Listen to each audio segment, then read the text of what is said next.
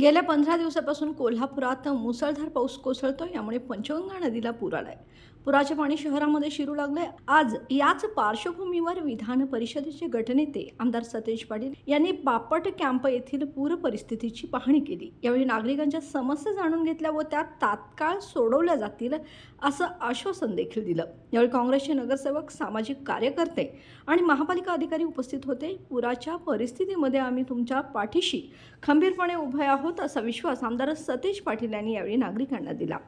यावेळी आमदार ऋतुराज पाटील, आमदार जयश्री जाधव यांच्यासह काँग्रेसचे नगरसेवक व महापालिकेचे अधिकारी उपस्थित होते।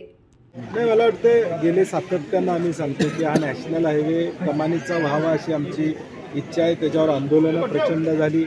केंद्रीय मंत्र्यांनी आश्वासन दिलेलं आहे, अजून त्याची पूर्तता DPR होऊन नवा DPR गेलेला आहे, त्याला मान्यता मिळाली का नाही आम्हाला माहीत नाही। परंतु मला वाटतं की फ्लड मिटिगेशनमध्ये जो काही वर्ल्ड बँकेचा प्रोजेक्ट येतोय त्यामध्ये प्रामुख्यानं काही गोष्टी करणं अभिप्रेत असणार आहे। आणि मला वाटतं तो जो काही DPR तयार केलेला आहे तो माझी महापालिकेला विनंती असणार आहे की तो पब्लिक ओपिनियन घ्या की ह्या पाऊस संपल्यानंतर मी स्वतः आता आम्ही आमदार खासदार पत्र लिहिणार आहोत।